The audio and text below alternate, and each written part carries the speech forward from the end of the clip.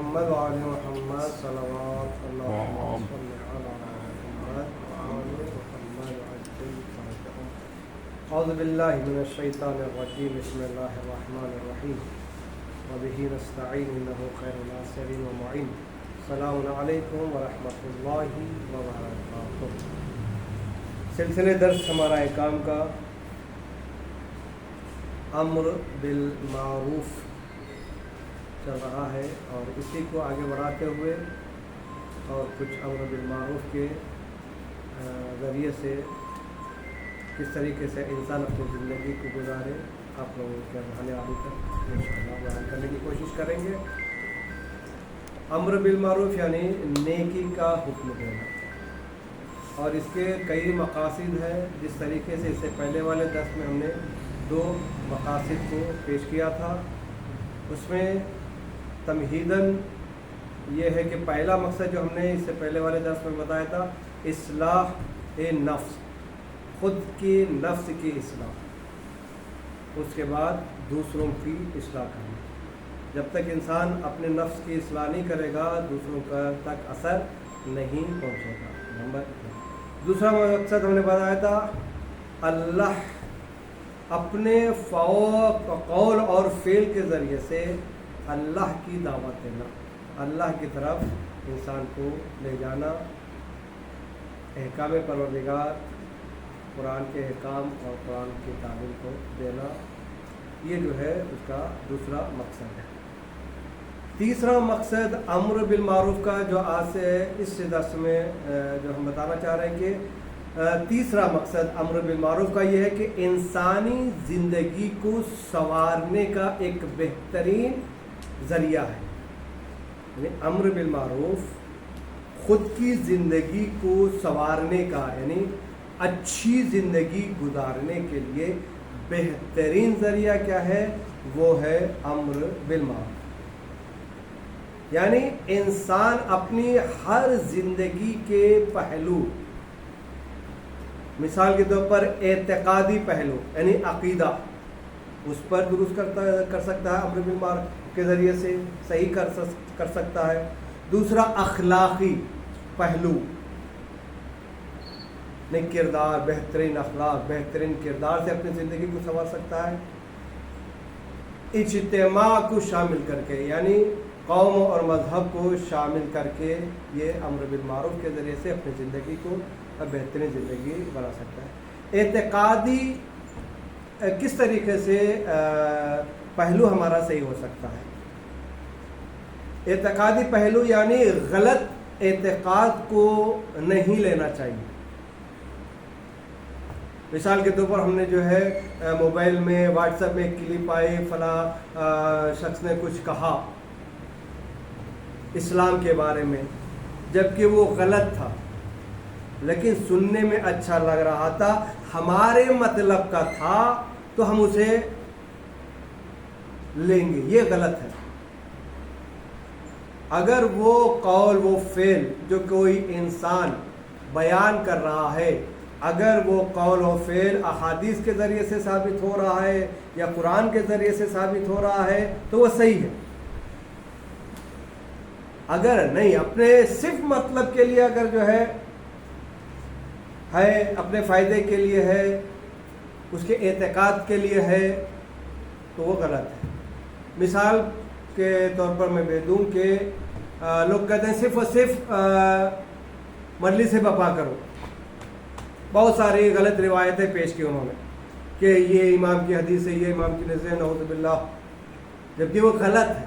نماز کو چھوڑ دو، صرف اور صرف جو ہے بعض جو ہے اخباریون اور جو ہے ملنگوں کا کہنا یہ ہے کہ نماز جو ہے کربلا کے میدان میں ختم ہو گئی، اس کے بعد نماز کچھ بھی نہیں ہے، کربلا سے اب تک قیامت تک صرف اور صرف حسین حسین، ماتم ماتم ہے۔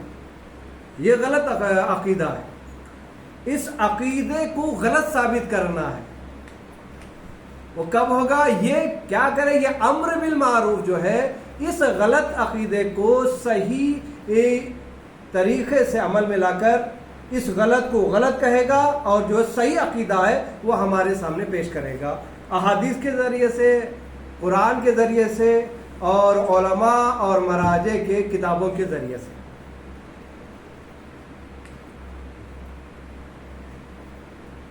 اس لیے کہ اگر ان کا کہنا جو ہے حسین نے آخری سجدہ کیا، گلا کٹ گیا، وہیں پر نماز ختم ہو گئی، تو اس کی دلیل کیا ہے؟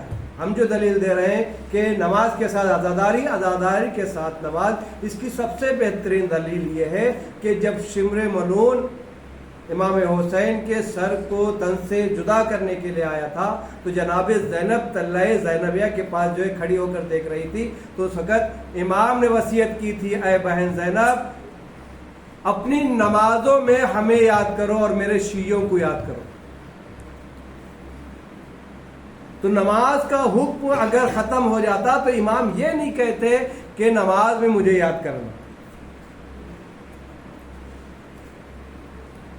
تو یہ جو بیان کر رہے ہیں یہ غلط عقیدہ ہے کہ صرف اور صرف ماتم ہے، صرف اور صرف خون نکالنا جو ہے ہمارا مقصد زندگی. نہیں، اہل بیت کے امور کو اپنی زندگی میں لانا یہ ہمارا مقصد ہے. یہ کب جو ہے ملے گا؟ جب ہم کسی مراجع کی طرف جو ہے نسبت دیں گے، اپنے آپ کو مراجع کی طرف جو ہے رجوع کریں گے، تبھی ہمارا عقیدہ جو ہے صحیح رہے گا، ورنہ غلط ہوگا. یہ پہلا جو ہے انسان جو اپنی زندگی سنوارنے کے لیے ہے اعتقادی پہلو. دوسرا اخلاقی پہلو.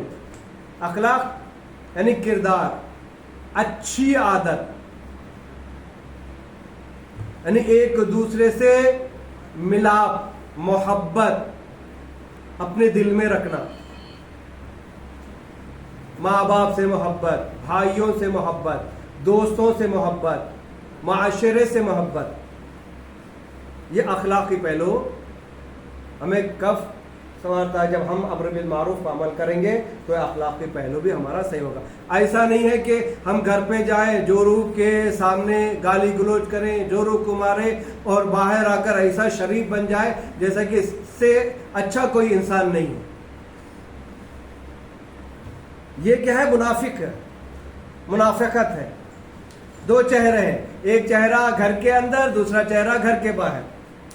نہیں، ایسا نہیں ہونا چاہیے. جو چہرہ ہمارا گھر کے باہر ہوگا وہی چہرہ ہمارے گھر کے اندر ہونا چاہیے.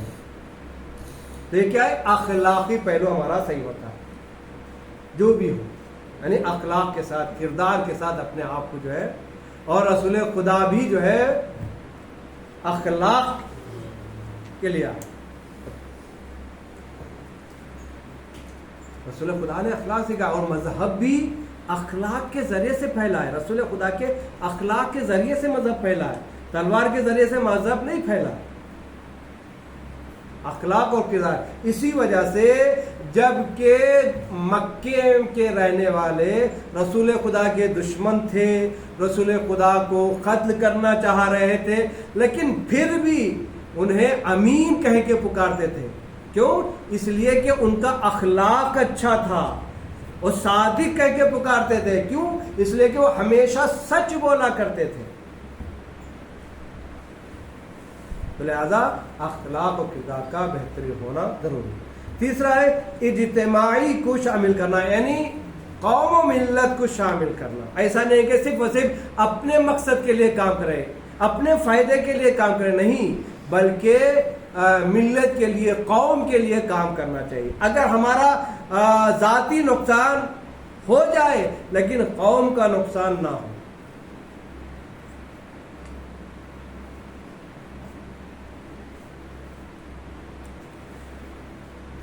تو یہ کیا ہے؟ امر بالمعروف سکھاتا ہے.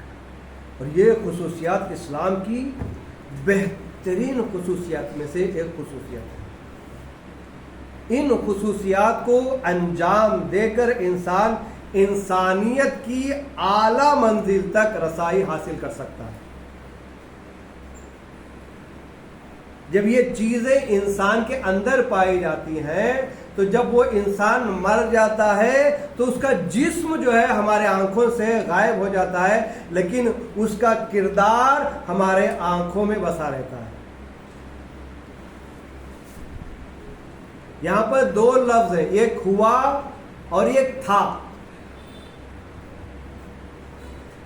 تھا بن کے مرنا چاہیے، ہوا بن کے مرنا نہیں چاہیے۔ اگر کوئی انسان مر جائے تو اس کا کردار اور اخلاق اور عقائد اچھا ہے تو انسان کہتے ہیں اچھا تھا، عزادار تھا، نمازی تھا، مر گیا۔ اور جس کا کردار اچھا نہیں ہوگا وہ کہیں گے اچھا ہوا مر گیا۔ جھوٹ، گالی گلوچ کرتا تھا، گھروں میں اپنے اہلیہ کو مارتا تھا، ماں باپ سے بدتمیزی کرتا تھا، تو لوگ کیا کہیں گے مرنے کے بعد؟ اچھا ہوا مر گیا۔ نہیں، تو کیا بننا چاہیے ہمیں؟ اچھا تھا والا بننا چاہیے۔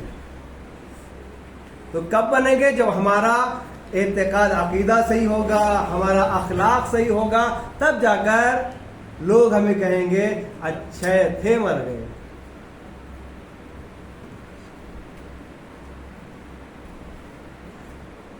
چوتھا مقصد امر بالمعروف کا انسان کی روح کو گناہوں کی آلودگی سے بچانا، یعنی انسان اپنے روح کو گناہوں سے بچانا۔ جب انسان اپنے روح کو گناہوں سے بچائے گا تو وہ انسان یہاں بھی کامیاب ہوگا اور آخرت میں بھی وہ نجات پائے گا۔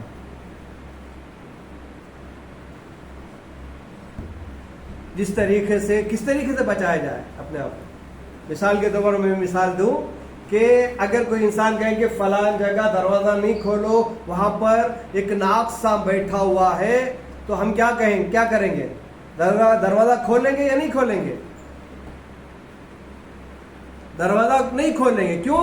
معلوم ہے جب ناقص سانپ ہے تو ڈسے گا، ڈسنے کی وجہ سے ہماری موت ہو جائے گی، ہم مر جائیں گے۔ کیوں؟ سانپ کا ڈر ہے، ہمیں معلوم ہے دروازے کے پیچھے سانپ ہے، تو سانپ کے ڈر سے ہم دروازہ نہیں کھولیں گے، اور لوگوں کو بھی جو وہاں پر گھر پہ رہیں گے ان سے بھی کہیں گے بھائی دروازے کے پیچھے سانپ ہے، تو لہذا دروازے کو نہ کھولے، ورنہ جو ہے سانپ کاٹ لے گا۔ اور اسی طریقے سے ہمارے گناہ ہیں، جب معصومین نے بتا دیا کہ فلاں گناہ کی سزا یہ ہے، فلاں گناہ کی سزا یہ، مثال کے طور پر جو ہے جھوٹ کی گناہ کی سزا بہت زیادہ ہے۔ اگر انسان اس گناہ کی سزا کو جانتے ہوئے جھوٹ بول رہا ہے تو گویا وہ اپنے پیر پر خود کلاڑی مار رہا ہے، اس لیے کہ جھوٹا انسان کبھی جنت میں نہیں جا سکتا۔ جب جھوٹ بول رہا ہے تو اس کا ٹھکانہ مرنے کے بعد جہنمی ہوگا۔ اور خود اس دنیا میں جھوٹ کی زبان کی کوئی ویلیو نہیں ہے،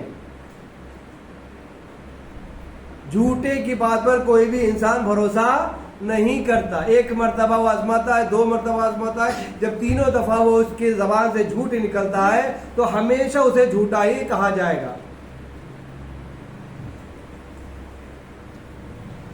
تو جھوٹ نہیں بول کے انسان گناہوں سے بچ سکتا ہے، جھوٹ نہیں بول کے انسان جہنم سے بچے گا، جنت پہ جائے گا۔ اسی طریقے سے دوسرا گناہ جو غیبت ہے، یعنی غیبت یعنی کسی مومن بھائی کے راز کو فاش کرنا، اس کی برائی کرنا دوسروں کے سامنے، یہ بہت بڑا گناہ ہے، گناہ کبیرہ ہے۔ اس کا عذاب پتہ ہے آپ کو؟ رسول خدا فرماتے ہیں کہ جو بھی انسان کسی مومن بھائی کی غیبت کرتا ہے گویا کہ وہ انسان اپنے سگے مردہ بھائی کا گوشت کھا رہا ہے۔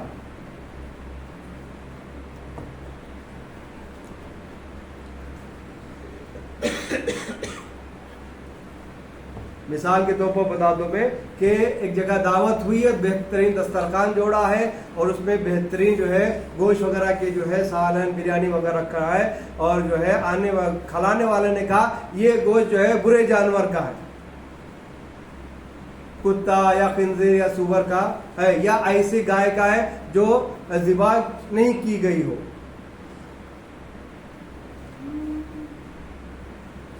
تو یقین سے بتائیں اگر وہ ہزاروں روپے لاکھوں روپے آپ کو دے گا کہ کہہ کر کہ تم یہ کھانا کھا لو، تو کھائیں گے؟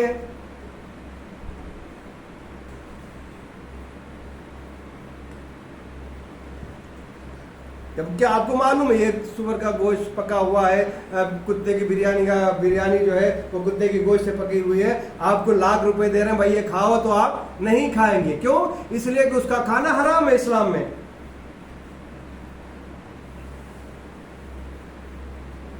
لیکن ہم ظاہر تو نہیں کھا رہے، لیکن جو انسان کسی مومن کی غیبت کر رہا ہے گویا کہ اس نے اپنے بھائی، جانور چھوڑیں دور کی بات، اپنے سگے بھائی کے مردے کا گوشت کھایا.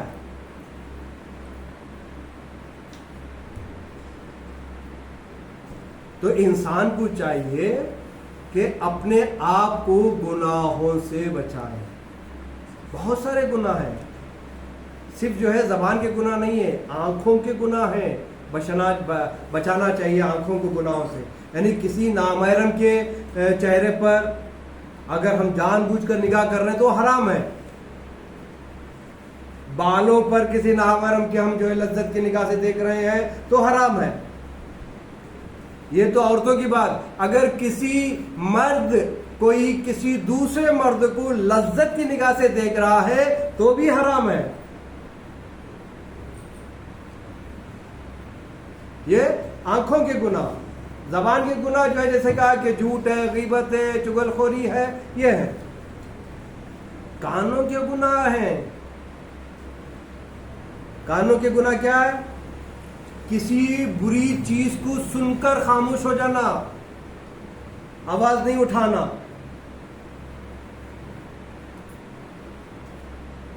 یہ کانوں کے گناہ ہے. اور غیبت بولنا بھی، غیبت سننا بھی حرام ہے. کوئی آ کر جو ہے، میں جا کر جو ہے کسی کی برائی کر رہا ہوں آپ کے سامنے، تو وہ آپ کو سننا بھی حرام ہے. فوراً کہہ دینا چاہیے آپ کو بھائی یہ سب باتیں میرے سامنے نہ کریں تو اچھا ہے، میں یہاں غیبت کرنے سننے کے لیے نہیں آیا. کان کی گناہ کیا ہے؟ سننا، بری چیزیں سننا. ہاتھوں کے گناہ ہیں. ہاتھوں کے گناہ کیا ہے؟ کسی یتیم کے اوپر بغیر کسی خطا کے مارنا، چوری کرنا، یا کسی یتیم کا مال جو ہے لوٹ لینا، یہ ہاتھوں کے گناہ ہیں. پیروں کے گناہ ہیں. یعنی پیروں سے چل کر گناہ کے راستے پر نکلنا. یعنی فلاں جگہ جوا کھیلا جا رہا ہے، جبکہ ہمیں معلوم ہے کہ فلاں جگہ جوا کھیلا جا رہا ہے، تو ہم پیروں سے چل کر وہاں پر جانا یہ بھی گناہ ہے، اور جا کر جوا کھیلنا گناہ ہے. یا اسی طریقے سے فلم ہال میں، تھیٹر میں نئی فلم لگی ہے، چلو بھی دیکھیں، عید ہے، اس کا عید کے دن جو ہے پکچر دیکھنا پڑے گا، یا 9 ربیع الاول ہے، وہاں پہ جائیں گے ہم جو ہے ہال میں پکچر دیکھیں گے. تو جس قدم سے ہم جا رہے ہیں ہر قدم پر پروردگار عالم ہمیں گناہ ہمیں ڈالتا جائے.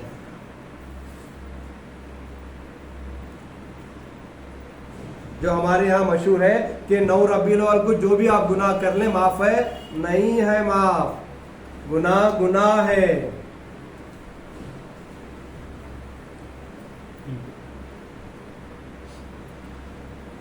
تو لہذا انسان کو چاہیے کہ اپنے روح کو آلودہ کرنے والے گناہوں کے سے اپنے آپ کو بچائیں.